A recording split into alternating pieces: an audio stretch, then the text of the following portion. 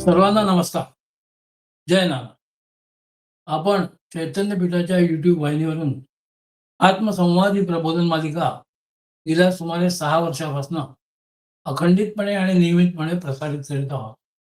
या प्रबोधन मालिकेमध्ये आपले सद्गुरू आदरणीय बा महाराज आपल्याला वेगवेगळ्या बहुमोल अशा विषयांवर प्रबोधन करीत असतात. तो विषय सुंदरपणे समजावून सांगत असतात. गेल्या सुमारे 95 पुष्पापासून आदरणीय बाबा महाराज श्री दत्त पुराण हा ग्रंथ आपल्याला समजावून सांगत आहे. आत्मसंवादाच्या मागील पुष्पात आदरणीय बाबा महाराज पुढे समजावून सांगताना म्हणतात, की शेवटच्या श्लोकात मागच्या वेळेस शेवटच्या श्लोकात आपण पाहिले, की सज्जनांची संगती ही श्रेष्ठ आहे. अशा प्रकारे तुझ्या पूर्वजन्मात उत्पन्न झालेल्या संचित पुण्याचे वर्णन केले आहे. कोणत्या तरी दैवयोगाने भ्रष्ट झालेल्याही तुझ्या पूर्वजन्मात याच ठिकाणी पूर्वपुण्याच्या प्रभावाने सत्संग घडल्यामुळे तुला 2 वेळा माघस्नान घडले. एका माघस्नानाने पातक नष्ट झाले, व दुसऱ्या माघस्नानाने हा सनातन विष्णुलोक तुला प्राप्त झाला. ब्रह्मनिष्ठांचा आदर सत्कार केल्याने उत्पन्न झालेले पुण्य तू तुझ्या भावाला अर्पण कर. त्यामुळे तो विगत पाप होऊन आज तो तुझ्यासह वैकुंठाला जाईल. असे म्हटल्यावर त्याने आपले पुण्य त्याला दिले. त्यामुळे तो पापी उद्धरला. नंतर ते दोघंही वर वैकुंठाला गेले. राजा, असे हे पुण्य उत्तम आहे. तरी नष्ट होणाऱ्या देहाने लोक ध्रुवपद मिळवतात. हेच नेहमी करावे, नाहीतर मानवांची अधोगती आहे. मकर राशीला सूर्य आला असता सर्व पाणी पापनाशक असते. जमीन सुखकारक असते. त्याचा रस कल्याणकारी असतो.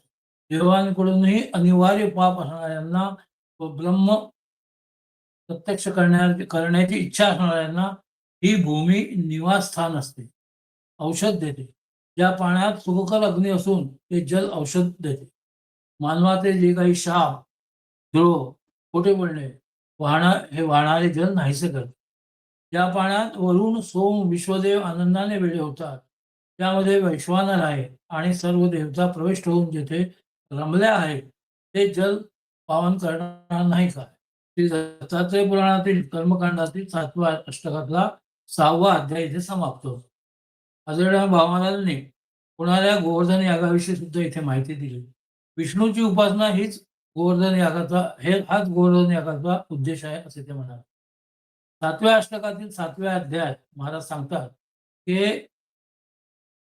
हे दूत हो, या पूर्ण कर्माच्या पासून बाजूला व्हा असे यम म्हणतो. म्हणून स्वधर्माने आत्मशोषण करणारे केव्हाही अधपतित होत नाही. निमित्ताने 3 दिवस स्नान करण्यानेही माणूस अधपतित होत नाही. तर भक्तीने माघ महिन्यात यथाविधी स्नान केल्याने अधोगती कशी होईल? माघ महिन्यात अर्धा सूर्योदय झाला असता स्नान केल्याने पापी सुद्धा निष्पाप होतात. त्यामुळे हे राजेंद्रा, विधीपूर्वक माघ स्नान मानवाने करावे. शौच मुखमार्जन करून प्रथम आचमन संकल्प करून पाण्यात स्थिर होऊन माघ महिन्यात रवी मकरेला आला असता, हे गोविंदा, अच्युता, माधवा, देवेशा, या स्नानाने तू मला आधार हो असे महिनाभर पूजन करून श्री विष्णूच्या प्रीतीसाठी नियमांचे आचरण करावे. तीळ तुपाचा होम होम होम करावा. भूमी हीच शय्या, हवीर द्रव्य भक्षण करावे. विष्णूचे पूजन कांबळे वस्त्राधिकांचे दान करा. प्रतिदिनी भक्तीने विष्णूचे कीर्तन श्रवण करावे. शेवटी उद्यापन आणि यथाशक्ती ब्राह्मण भोजन करावे. तापवलेले पाणी, विहीर, सरोवर, प्रवाह जल, नदी, गंगा क्रमाक्रमाने अधिक फलदायी आहे. यमुना संगम झालेल्या ठिकाणी स्नानाने गंगा सर्वाधिक पुण्यदायिनी आहे. कृष्णधवल पाण्याचा संयोग झालेल्या ठिकाणी होणाऱ्या स्नानामुळे मानव स्वर्गात जातात.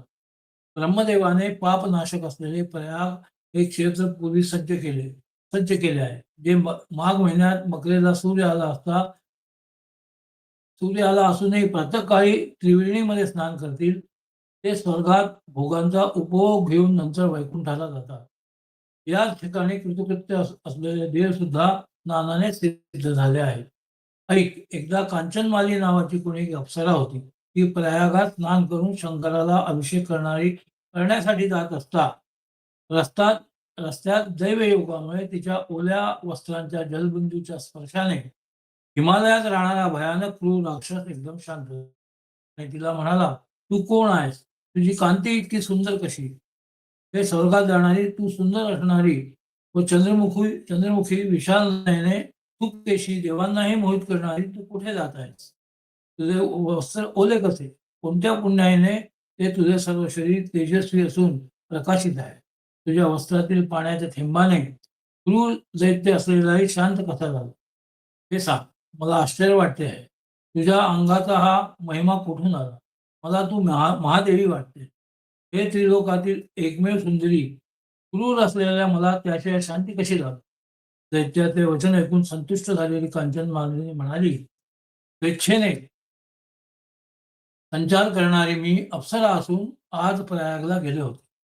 महापातकाचा नाश करणारा माघ महिना आहे. सूर्योदय अर्धा झाला असता त्रिवेणी स्नान करून मी आली आहे. आज गंगेच्या पाण्याने स्नान केल्याने माझे वस्त्र ओले झाले आहे. हे राक्षसा, मी पर्वतश्रेष्ठ कैलासाला त्वरेने जाईन." त्याने भावाला शेवटी म्हणाले, की माघ महिन्यात कारंज्यासारख्या आणि दत्तांच्या ठिकाणी गेलो व स्नान आणि उपासना केली तर आपल्यालाही हे पुण्य प्राप्त होते. असं सांगून आदरणीय बाबांनी त्या प्रबोधनाला इथे स्वल्पविराम दिला. मी त्यांना विनंती करतो, त्यांनी आज प्रबोधनाला सुरुवात करा. नमस्कार.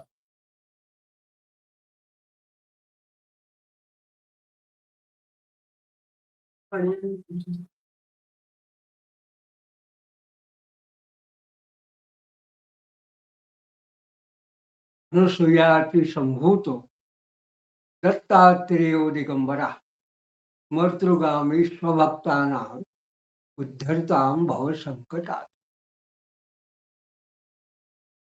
मागल्या पुष्पात आपण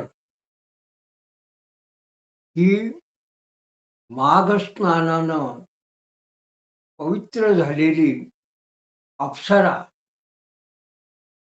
आणि हिच्या ओल्या वस्त्रानं हा जो हिमालयात राहणारा एक जो राक्षस आहे त्याच्या बुद्धीत कसा पालट झाला याबद्दल स्वामी महाराजांनी केलेलं विवेचन आपण ऐकलं. आणि या राक्षसाचा आणि अप्सरेचा जो संवाद आहे तो आपण अवलोकन केला. तर त्या संवादात पुढे विचार करताना स्वामी महाराज असं सांगतात की ती अप्सरा असं सांगते, त्रिवेण्या अंबुप्रभावेण तद्यस्ते क्रूरतागता ईदृश्यम पावनम तीर्थम माघमासे विशेषतः. म्हणजे या त्रिवेणी जलाच्या प्रभावानं खऱ्या अर्थाने तुझी जी त्या राक्षसाची अप्सरा म्हणते तुझ्यातली जी क्रूरता होती ती निघून गेली. आणि असं जे त्रिवेणी आहे, हे स्थान आहे, तीर्थ आहे, याचं माघ मासात स्नान केल्याचं वैशिष्ट्य आणखीन विशेष आहे. ते काय आहे, ती स्वतः असं सांगते की आता अहम येन चार्वंगी तत्पुण्यम ते वदाम्यहम येन स्वर्गेप्य अहम मान्या रूप लावण्य रंजिता. ज्या पुण्यामुळे मी अप्सरा झाले, ही त्रैलोक्य सुंदरी या अशा स्थितीमध्ये मी प्रसिद्ध झाले, ते पुण्यकर्म मी आता तुला सांगते. आणि म्हणून मी जणू काही स्वर्गात सुद्धा आपल्या रूप सौंदर्याने रंजन करणारी रूप लावण्य रंजिता मान्या स्वर्गे अपि अहम असा शब्द महाराजांनी या ठिकाणी सांगितलाय. तर स्वर्गात सुद्धा रंजन करणारी अशी अप्सरा मी मान्य झाले. ते आता सांगते, ती असं सांगते, अहम विलासिनी पूर्व कलिंग देशस्य भूभुज रूपलावण्य एक निधी सौंदर्य मद गर्विता योषिताम अपि सर्वासाम अहमासम शिरोमणी तत्र मे अनुग्रहाद्रा अज्ञो भुक्ता भोगा सुदुर्लभाहा.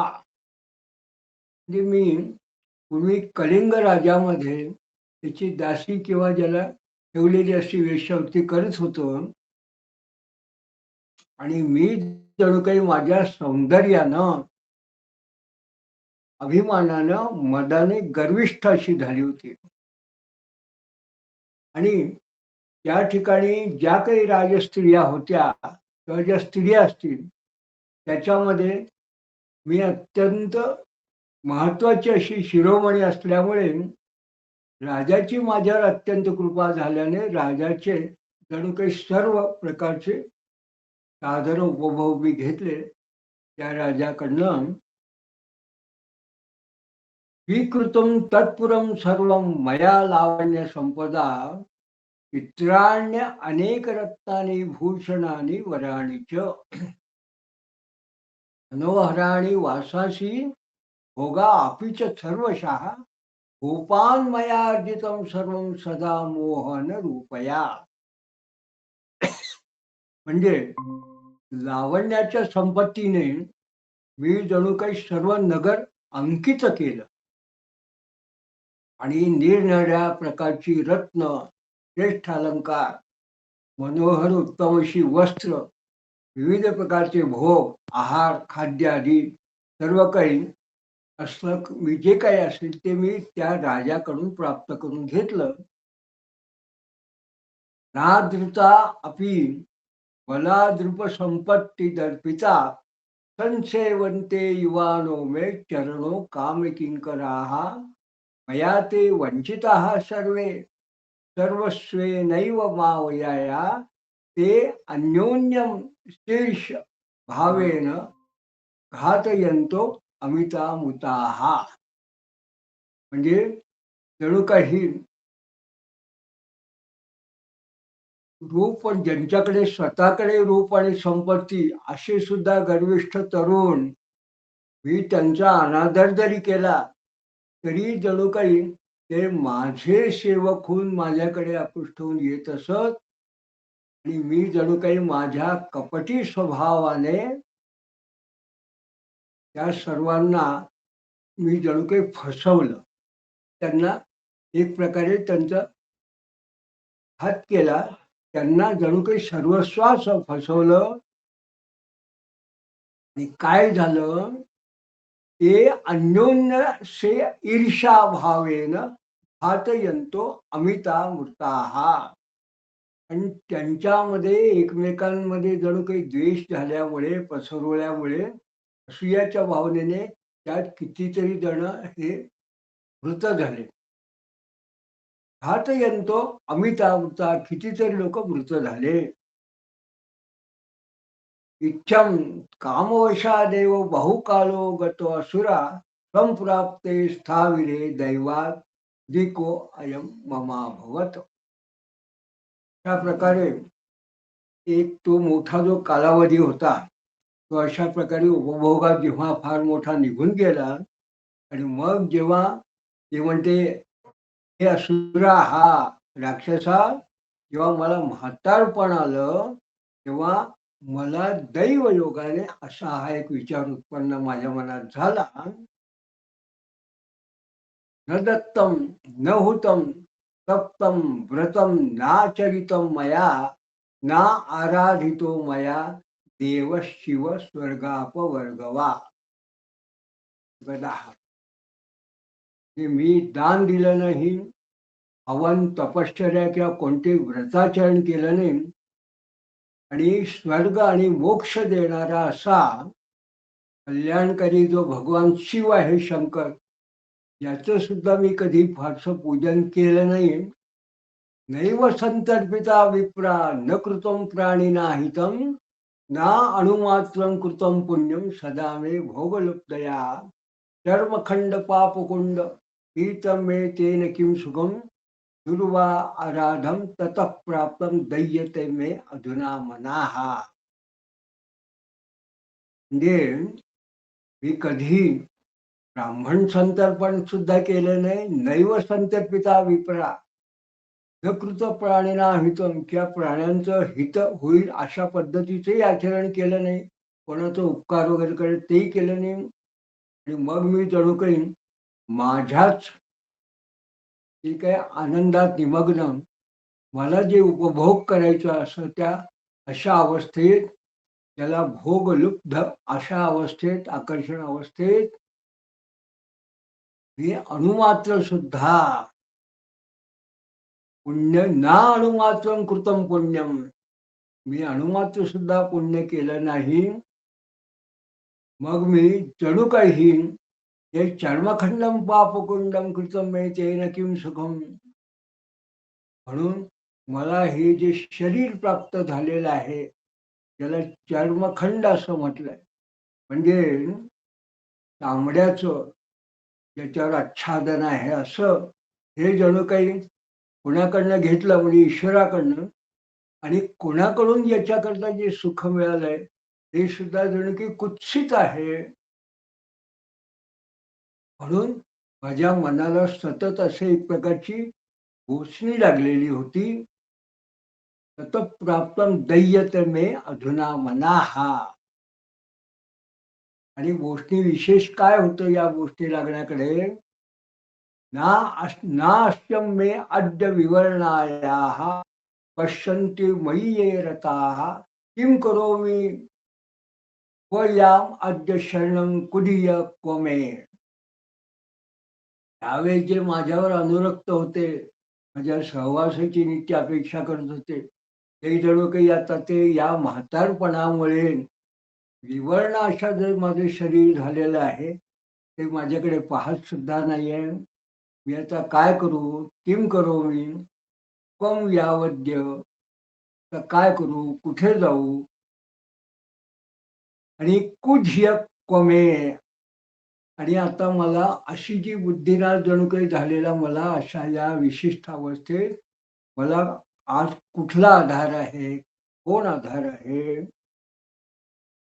एवं विलप्य बहुशो गत्वा निर्वेद उत्तमं दृष्ट्वागमं द्विजं शांतं शरणं करुणाकरं सर्वनिवेदितं तस्मै जन्म प्रभृति यत्कृतं शिशिरस्तो वदत्पापे दुराचारासि यद्यपि छित्त्वा संगा असिना मूलात् संसार द्रुम मन्न उत्तम सात्विकी धृतिमाश्याय शंकरम शरणम व्रज. म्हणजे अशा प्रकारे बराच विलाप करून एवं विलप्य बहुशो कत्वा निर्वेद उत्तमम नंतर मला उत्तम वैराग्य प्राप्त झालेल्या अशा दृष्टवाम आगमम द्विजम शांतम शरणम करुणाकरम.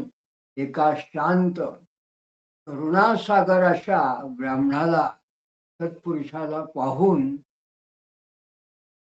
त्याला ही माझी जी अवस्था आहे त्याला जन्मापासूनच जे काही झालं घडलं ते मी सगळं निवेदन केलं. तेव्हा तो सर्वं निवेदितं तस्मै जन्म प्रभृती यत् कृतं शिशिलासो वदत् पापे दुराचाराशी यदि अद्यापि. तो शिशील ब्राह्मण म्हणाला तरी तू तुझ्या पद्धतीने तू जे सांगते त्या पद्धतीने दुराचार केला असेल पण तू ज्या पद्धतीने वागली तरी सुद्धा सर्वसंग परित्याग रूपी शस्त्राने हित्वा असंगासिना मूलात संसार द्रुम उन्नतम. म्हणजे सर्वसंग परित्याग रूपी शस्त्राने उंच वाढलेला हा जो संसार वृक्ष आहे हा मुळापासून तोडून तू आता सात्विक वृत्ती धारण करून भगवान शंकराला शरण जा असं तो ब्राह्मण म्हणाला. आणि आबाल्यम पाप संभूते निषिद्धा आचरण तव तन्निष्कृत्ये तथाप्यद अद्य प्रायश्चित्तम वदामि ते. म्हणजे हे पाप संबोधे म्हणजे जरी तू स्वतःला वाटत असेल की माझं आयुष्य अशा पद्धतीने पाप केलं तरी, आणि तुला जर असं वाटत असेल की हे जे तुझं आचरण आत्तापर्यंत तू जे केलं ते निषिद्ध आहे, तर त्याचा निरसन कशा होईल हे तुला सांगण्यासाठी तुला मी आज प्रायश्चित्त सांगतो. तर त्या ब्राह्मणाने या ठिकाणी सांगितलं, तो असं म्हणतो, कालिंद्या संगता गंगा यत्र गुप्ता सरस्वती तत्र स्नानेन ते शुद्धिस्त्वं कृतार्था भविष्यसी. या ठिकाणी सरस्वती गुप्त आहे आणि यमुना गंगेला मिळाली आहे. त्या गंगेच्या पाण्यात जे जणू काही प्रयाग तीर्थात स्नान केल्यानं तुझी शुद्धी होऊन तू कृतार्थ होशील. न तादृक पावनम तीर्थम त्रैलोक्ये सद्गतिप्रदम पापो अपि मुच्यते स्नान मात्रा देवाशु शुभाविह. जे त्रैलोक्यामध्ये सद्गती देणारं असं दुसरं पवित्र तीर्थ नाही. या ठिकाणी स्नान केल्यानं पापिष्ट जन सुद्धा पापापासून मुक्त होतात. मग स्वल्पम पापम महाद्वा अपि मनोवाक्यायजम हि यत त्रिवेणी स्नान मात्रेण विलयम यात्य संशयम. म्हणून काया वाचा मनाने केलेलं छोटं वा मोठं कुठल्याही प्रकारचं पाप जर असेल तर या त्रिवेणीमध्ये, म्हणजे जे प्रयाग स्थान आहे, ज्या ठिकाणी गंगा यमुना सरस्वती या तीनही मिळतात, त्या केल्यानं ते पापाचा लय होतो, यात शंका नाही. या अत्य संशयम विलयम यात्य संशयम नानेन सदृशम तीर्थम सदृढ नानेन पावनम आशु स्वर्गतिदम नेदृक प्रसिद्धम यच्छृणुतिष्यपि. याच्यासारखं पवित्र सत्वर आणि सद्गती देणारं दुसरं तीर्थ वेदांमध्ये सुद्धा प्रसिद्ध नाही.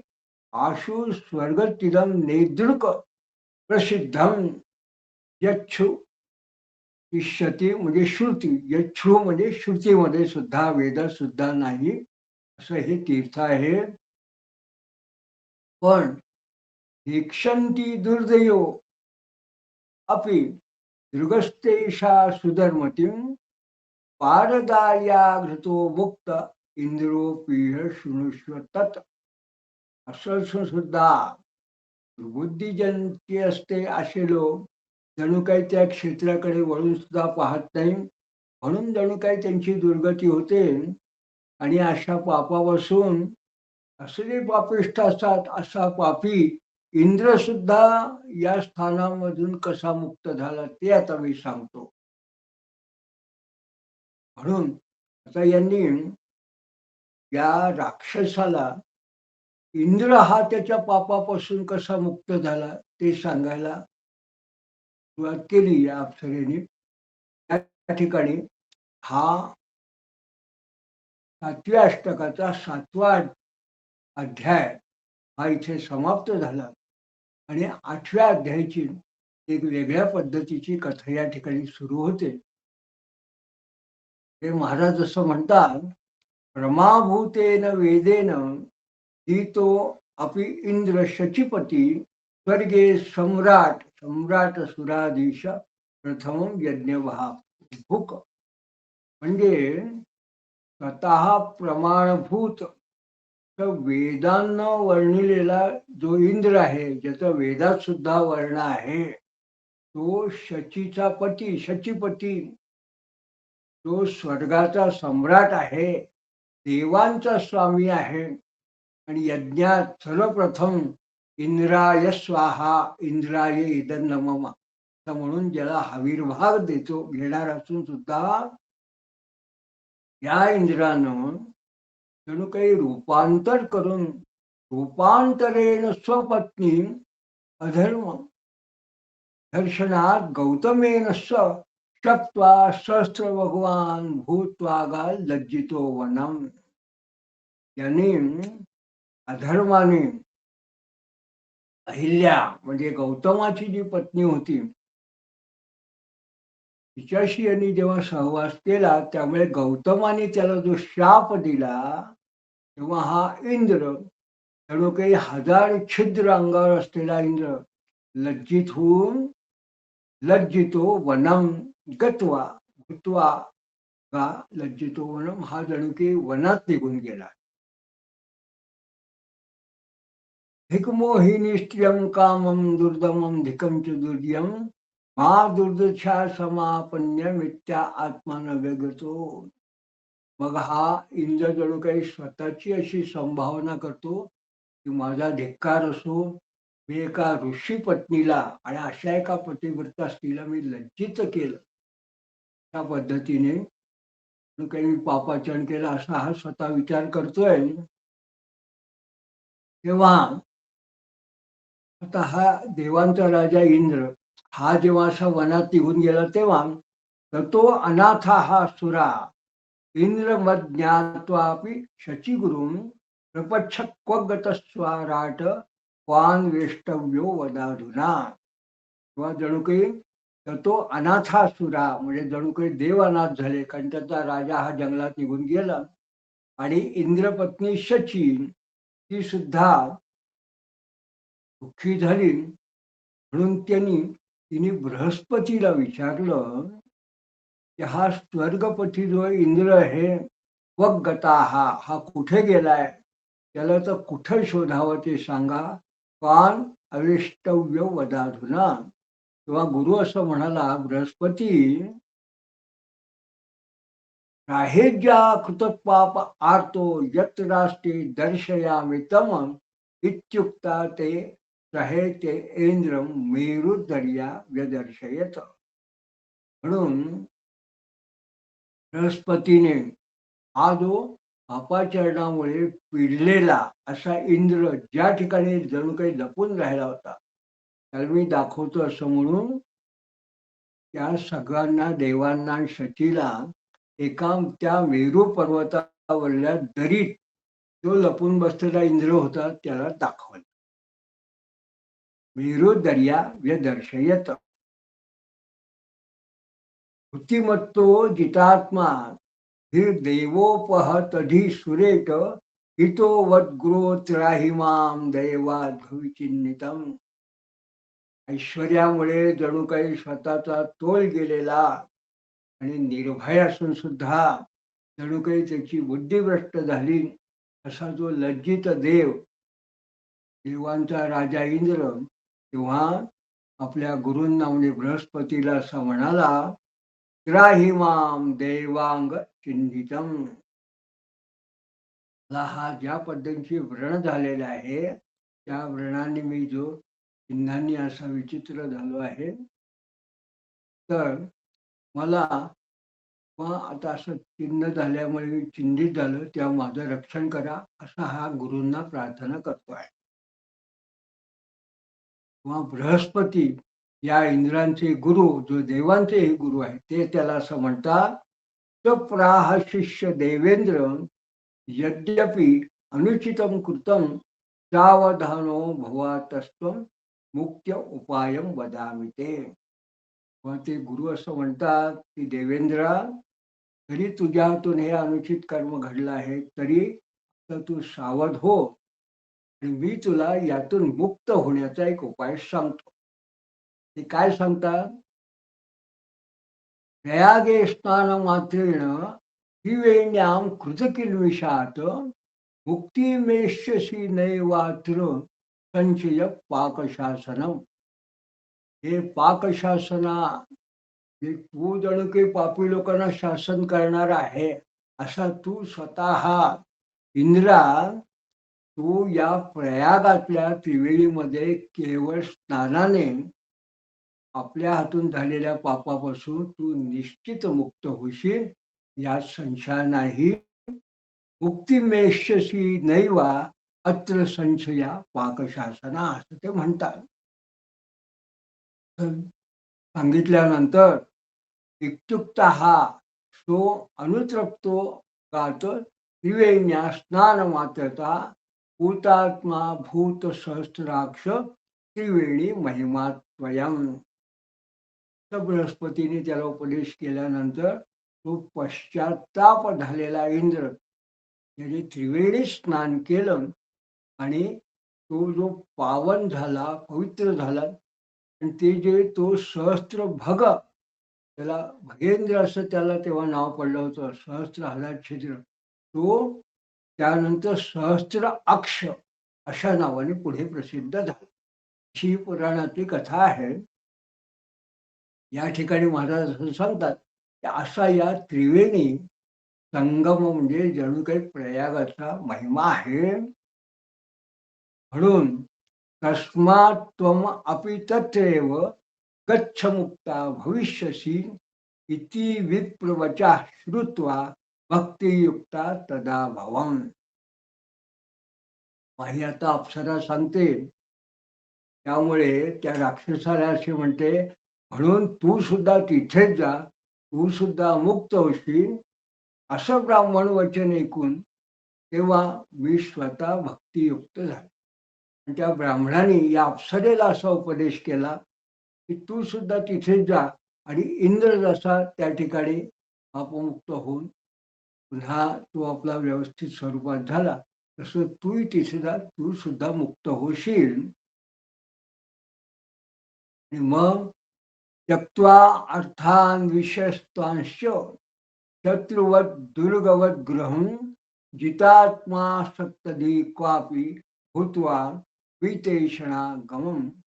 विषाप्रमाणे जणू काही सर्व विषय जे आहे आणि शत्रूप्रमाणे असं वनामध्ये निघून जातो, त्यामुळे घराचा त्याग करून जणू काही जितेंद्रिय झाल्यासारखी निरासक्त होऊन मी निरीच्छ अशी माझी स्थिती झाली. किंवा अशी जेव्हा माझ्या मनाची स्थिती झाली, मला जेव्हा निरीच्छ झाले, तेव्हा दुःसंगती ही यातनादाम पापमच्या अधोगती प्रदम चित्ते संस्कृत्य संतापान माघस्नानं मया कृतम. किंवा मी ज्या ठिकाणी होते त्या ठिकाणी जणू काही यातना निर्माण करणारी अशी दुष्ट लोकांची संगती आणि अधोगती उत्पन्न झालेलं ते सगळे जे विचार वगैरे, त्यांचं जो काही माझं मनात स्मरण करून मी मग त्या ठिकाणी माघ स्नान केलं. संतापान माघ स्नान मया कृतम. पापम नष्टम गृहस्नानादि ईश्वरानुग्रहान मम जाते दृक् शिष्ट पुण्येन वरा जाती स्मरा अप्सरा. तेव्हा 3 दिवस मी स्नान केल्यानं जणू काही परमेश्वराच्या कृपेमुळे, ईश्वरानुग्रहान मम, माझ्यावरती जी परमेश्वराची कृपा झाली त्यामुळे जणू काही पापम नष्टम, माझं पाप नष्ट झालं. आणि मग जाते दृक शिष्ट पुण्येनं, आणि त्या पाप नष्ट झाल्यानंतर सुद्धा जे माझं पुण्य शिल्लक राहिलं होतं, त्या पुण्याने मी माझं जे पूर्वजन्मीचं स्वरूप होतं ते स्मरण मला झालं. आणि त्या पूर्वजन्माची वरा जाती स्मरा अप्सरा, ही माझ्या पूर्वजन्मात अप्सरा होते, पण ते माझं मला पुन्हा स्मरण झालं. अशा पद्धतीने मी पुन्हा माझ्या या अप्सरा स्वरूपाला मी प्राप्त झालो. अशी या ठिकाणी अप्सरा म्हणाली, इति श्रुत्वा असुरोप्याह दंतम स्मृतम हि मे या काशी सर्व इच्छाता स्मृती मात्रेण मुक्तिदा. ऐकून तो असुर सुद्धा म्हणाला, मलाही स्मरण झालेला माझा वृत्तांत ऐक. मला सुद्धा आता या तुझ्या बोलण्याने मला सुद्धा माझा वृत्तांत आठवतो आहे. आणि केवळ स्मरणानं मुक्ती देणारी स्मृती मात्रेण मुक्तिदा या काशी सर्व विख्याता, केवळ स्मरणाने मुक्ती देणारी अशी सर्व लोकात प्रख्यात असणारी काशी नगरी आहे. त्या काशी नगरीचा आता मी जो माझा वृत्तांत सांगतो. तत्रासम श्रेष्ठ कुलजो बीजो अज्ञोपी कुधीरमया प्राज्ञे निर्भिक्षतेना अपि दुराचार सदा कृत. त्या ठिकाणी श्रेष्ठ अशा कुलात उत्पन्न झालेला मी अगदी मूर्ख असून सुद्धा जणू काही वाईट बुद्धीचा होतो. मी काय केलं तर मी चांगल्या विद्वान लोकांची सतत निंदा केली आणि दुराचार सुद्धा केला. चंडालस्यापि न चक्तो मया दुष्ट परिग्रह कृतं हेमान्य नार्यस्य भोक्तं प्रेतान्नमप्यहो. अगदी चांडालांनी सुद्धा जे काही दान मला दिलं ते सुद्धा मी ग्रहण केलं, त्याचाही मी त्याग केला नाही. आणि सोनं परस्या इतकं नव्हे तर जणू काही भुक्तम प्रेतान्नमप्यहो. मी जणू प्रेतावरती वाहिलेलं सुद्धा अन्न सुद्धा मी भक्षण करत होतो. म्हणून जणू काही वज्रलेपोपमम पापम विमुक्ता पुढे कृतम नाणुमात्रम कृतम पुण्यम देवान मृत्यू वशो भवान.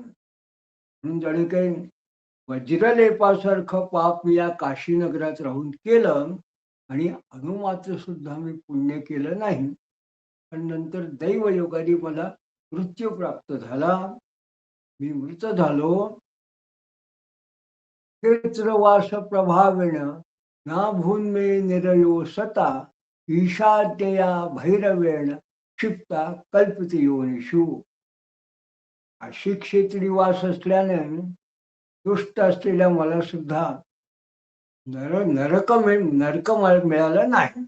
क्षेत्रवास प्रभावेण, कारण मी काशी क्षेत्रात माझा मृत्यू झाला म्हणून मला नरक प्राप्ती झाली नाही. पण ईशाज्ञया भैरवेण क्षिप्ता, पण शंकराच्या आज्ञेने भैरवाने मला क्षिप्ता कल्पित योनिषु म्हणजे मला भूत प्रेतादी अशा योनीत मला टाकलं. मला नरकवासात नाही टाकलं. पुढे कल्पिता योनि देहा मे महाकष्टा अन्नो घोषिता ही मातृ सांप्रतम जन्मम दशमम राक्षसम मम. मग कल्पिलेल्या अशा भूत प्रेतादी योनीत मी मोठ्या कष्टाने राहिलो आणि सध्या हिमालयातील हा राक्षसाचा माझा 10वा जन्म आहे. हिमाद्रो सांप्रतम जन्मम दशमम राक्षसम मम. हा माझा राक्षस योनीतला हा माझा 10वा जन्म आहे. मी आता हिमालयात राहतो. अशी अतीतानि सहस्राणि वर्षाणां पंचसप्तती नास्ति मे निष्कृती मोक्षवार्ता स्वप्नो अपिनो मया. म्हणजे जणू काही 1075 वर्ष होऊन गेली तरी सुद्धा माझा पापाचं क्षालन झालं नाही.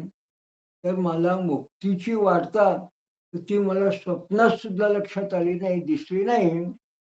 असा मी रालः मश्रुलः क्रूरः क्षुत्पिपासादितो भृशं दुष्कर्मणैव दग्धो अस्मिन् सौख्यवार्ता अपि मे अत्र नो. म्हणजे जणू काही भयंकर मश्रूळ म्हणजे दाढी असलेला, दाढी जटा वाढलेला असा, क्रूर हा क्रूर आणि क्षुत पिपासा प्रीतो भीषण भूक तहाण्याने अतिशय त्रस्त झालेला मी दुष्कर्मानेव दग्धोस्मी. मी जणू काही दुष्कर्माने होरपळून गेलेला असा मी राक्षस योनी. या स्थितीत मला कुठलं सुख मिळणार? सौख्य वार्तापि मे अत्र नो. पण क्षेत्रवासोद्भवं पुण्यम सफलम जात मत अद्य मे वत्याम दर्शनम सत्या अन्यथा मे कथम वद. फक्त काशी क्षेत्राच्या ठिकाणी क्षेत्रवास झाल्याने उत्पन्न जे काही माझं पुण्य होतं त्या सुफल झालं, नाहीतर तुझं मला दर्शन कसं झालं असतं. हा तो राक्षस अप्सरेला सांगतो आहे. त्वत्या दर्शनम सत्या अन्यथा मे कथम वद. म्हणजे अन्यथा तुझं दर्शन कसं झालं, याचा अर्थ मी काशीवास जो मला त्या काळात जेव्हा 10 जन्माच्या पूर्वी घडला, त्यामुळे मला तुझं दर्शन घडलं. आणि मग तू असं सांगतो, सत्संगत्येव धन्यो अद्य ज्ञातो अहं शांत मानसा आता सत्संगती साध्वी प्रशंसतीह कोविदा. या अर्थाने सत्संगतीनेच आज मी शांतचित्त होऊन धन्य झालो आहे. सत्संगत्यैव धन्यो अद्य ज्ञातो अहं शांत मानसा. आज खऱ्या अर्थाने सत्संगतीने मी शांत चित्त धन्य झालंय. म्हणूनच लोक अतः सत्संगती ही साधवो प्रशंसतीह कोविदा. म्हणून उत्तम विद्वान लोक हे उत्तम सत्संगतीची नेहमी प्रशंसा करतात. आणि महाराज या ठिकाणी असं म्हणतात, साधू क्षीरा नवा अंभोज अपि हंसानाम उपजीवनम संता सर्वसमा एवं सर्वेषाम उपजीवनम. म्हणजे क्षीरसागरामधलं गोड पाणीच हंसाचं जीवन असतं. त्याप्रमाणे हंसाचं जे जीवन आपण या ठिकाणी जर उपमा बघितली तर स्वादू क्षीरा नव नव अंभो अपि हंसानाम उपजीवनम. जे क्षीरसागरातलं गोड पाणीच हे हंसाचं जीवन असतं. पण संता सर्वसमा एवं, पण सर्व ठिकाणी सर्वेषाम उपजीवन सर्वसमाएव याचा अर्थ सर्वांच्या ठिकाणी समदृष्टी ठेवणारे असे जे साधू सज्जन किंवा संत असतात, हे मात्र सर्वेषाम उपजीवन, हे मात्र सर्वांचेच जीवन असतात. म्हणून किं वक्ष्येत परम भद्रे ज्ञात्वां कष्टा दशामिमां यद्रोचते तत्कुरुष्वं पतितो अहं तवा अग्रता. हा राक्षस तिला म्हणतो, यापेक्षा अधिक तुला काय सांगू. हे कल्याणी, कारण तू माझं कल्याण केलं आहे. तर माझी जी ही कष्टकारक अवस्था जी आहे ते पाहून ती तू मला उपदेश कर. काय काय तत्कृत्वा पतितो अहं तवाग्रता, मी जणू काही तुला शरण आलो आहे. असं त्या राक्षसाने जेव्हा अप्सरेला म्हटलं, तेव्हा ऋत्वा तद्भाषितं दीनं दयालुत्वेन सा वदत दास्येते मागजं पुण्यं निष्कृतिस्तेन ते भवेत. मग त्याचं ते भाषण, त्याचं बोलणं ऐकून ती जरा म्हणाली की श्रुत्वा तद्भाषितम दीन, असं त्यांनी दीनवाणीने जे भाषण केलं, तर ते म्हणे ते मागजम पुण्यम, मागजम पुण्यम निष्कृतीस्तेन ते भवेत. तर मी माझ्या जवळ जे उर्वरित आहे ते मागस्थानचं पुण्य मी तुला प्रदान करते, त्यामुळे तुझं पापक्षालन होईल.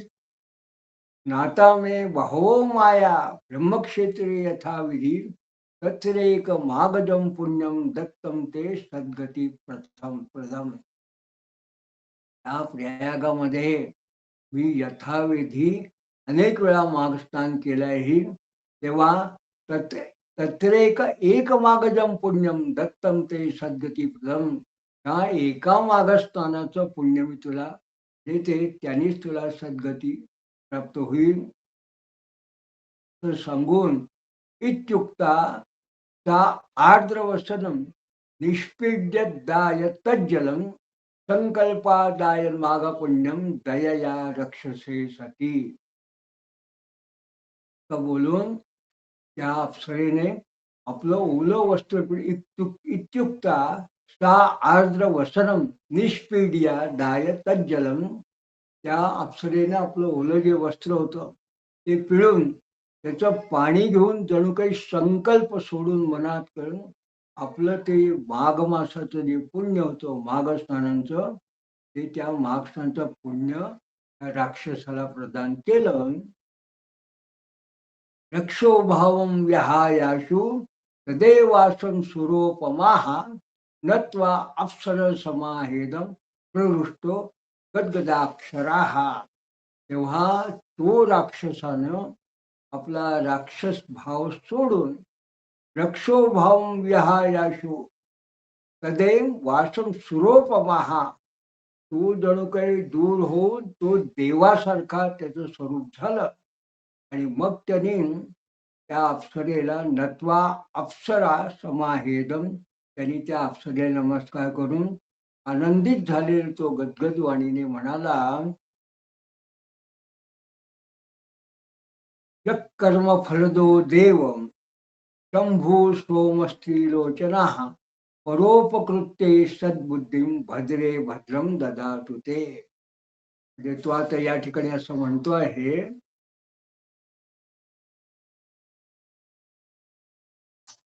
की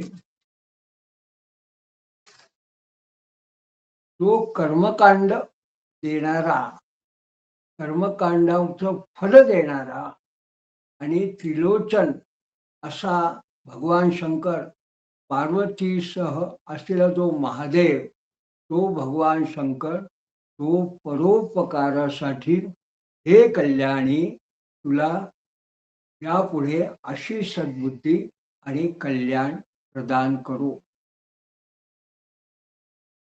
अशा पद्धतीने त्यांनी जणू काही या अप्सरेचं अभिष्ट चिंतन केलं. आणि या ठिकाणी आपण हा जो 30वा श्लोक आहे 7व्या अष्टकातला 8वा अध्याय, या ठिकाणी आज आपण इथे स्वल्पविराम घेतो आहोत. पण यापुढे हा जो संवाद आहे, हा जो पुढे सुरू आहे त्याबद्दल महाराज काय सांगतात ते आपण आता पुढच्या पुस्तकात बघणार आहोत. या ठिकाणी मला एक विशेष गोष्ट अशी सांगायची आहे. गुरुगीताकारांनी तीर्थराज प्रयागश्च गुरुमूर्ते नमोस्तुते असं सद्गुरूच्या ठिकाणी तीर्थराग प्रयाग याची भावना वेगळ्या पद्धतीने व्यक्त केली आहे. पण जर गुरुगीता याचा जर पाठ केला तर आपल्याला अशा ठिकाणी लक्षात येतं की सो क्षयो वटाहा, गुरुमूर्तीचं वर्णन करत असताना औष चरणोदकम जान्हवी तोयम, ते जणू काही गुरुचं चरणोदक जे आहे ते प्रत्यक्ष गंगाच आहे. आणि सो क्षयो वटा, तो जणू काही अक्षय असा वट आहे. त्या ठिकाणी जणू काही हा जो गुरुमूर्ती आहे हा प्रयागच जणू काही त्या ठिकाणी तीर्थराग प्रयागश्च गुरुमूर्ती नमोस्तुते, म्हणून हा जणू काही तीर्थराज प्रयाग. या ठिकाणी आणखीन एक भावना अशी आहे की प्रयाग ठिकाणी या दृश्य अशा गंगा यमुना आणि अदृश्य अशी सरस्वती यांचा संगम आहे.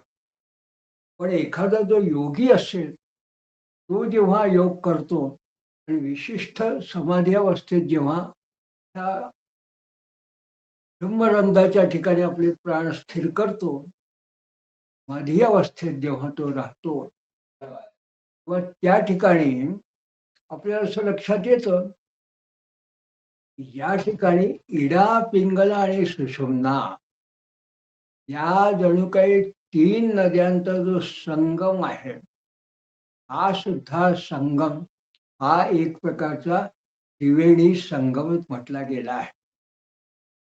स्वामी महाराजांनी श्रीशास्त्री गुरुचरित्रामध्ये गाणगापूरचं जे संगम स्थान आहे, या संगमाचं सुद्धा वर्णन करताना या प्रकारची उपमा त्या ठिकाणी वर्णन केलेली आहे. म्हणून जणू काही गाणगापूरला असलेला भीमा अमरजा संगम हा सुद्धा एक प्रकारचा संगम, हा गुरुस्थान असल्यामुळे या ठिकाणी सुद्धा एखाद्याने स्नान केलं तेही तितकंच पुण्यकारक आहे. या ठिकाणी माघ स्नान केलं, माघ महिन्यात स्नान केलं, या ठिकाणी माघ महिन्यात उत्सव असतो. तर स्वामी महाराजांनी माघ वद्य प्रतिपदा या ठिकाणी त्या ठिकाणी जरी प्रयाण केलं त्यांनी असं सांगितलं की लौकिक मार्गे आम्ही श्री शैल्याशी जातो, प्रत्यक्ष येथेची राहतो. म्हणून स्वामी महाराज तिथे आहेत.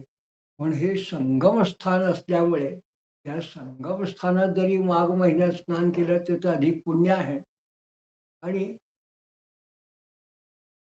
हा जो सद्गुरू आहे हा प्रत्यक्ष त्या ठिकाणी जसा आहे पादुकांच्या स्वरूपात अशा लौकिक स्वरूपातही आहे. हे स्थान आहे, संगम आहे. पण याच्याही पलीकडे जर आपण जेव्हा कुठे कधी विचार करत असतो तेव्हा आपल्याला असं येतं, लक्षात येतं की गुरुचरित्रकारांनी असं म्हटलं आहे की गंगा स्नानम शशीतापम दैन्यम कल्पतरुस्तथा पापम तापम दैन्यंच्या हरेची गुरुदर्शनात. हे गंगा स्नानाने पाप दूर होतं, चंद्र दर्शनाने ताप दूर होतात, मनाला आल्हादक असा शीतलता आपल्याला प्राप्त होते, औषधीकारक असं दुधाची प्राप्ती होते. पण त्याच्याकरता पौर्णिमेची वाट पाहावी लागते.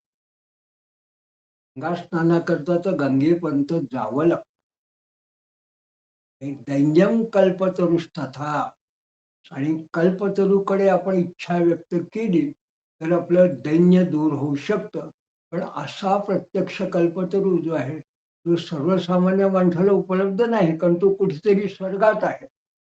मात्र पापम तापम दैन्यंच्या हरेची गुरुदर्शना. पण पाप, ताप आणि दैन्य हे तिन्ही जे आहे हे सद्गुरूच्या केवळ दर्शनाने सुद्धा आपल्याला प्राप्त होऊ शकतो. कारण भाष्यकारांनी असं म्हटलंय की सद्गुरू हा जणू काही चालतं बोलतं जंगम तीर्थ आहे. म्हणून या ठिकाणी आपण स्वामी महाराजांच्या या विशिष्ट जेव्हा दत्त पुराणाचा माघ स्नानाचा आपण विचार करतो आहोत तेव्हा जगद्गुरु दर्शने स्नान होय अशी जी एक व्युत्पत्ती आपण बघितली. जगद्गुरूंच्या सन्निधीत सुद्धा आपल्याला पापाची निष्कृती होते. माघ स्नान आपण गाणगापूरला संगमावर केलं तर माघ वद्य प्रतिपदेचा महाराजांचा वास असल्यामुळे तिथे स्नानाने आपल्याला मुक्ती प्राप्त होते. तर या ठिकाणी आपण चिंतन ठेवून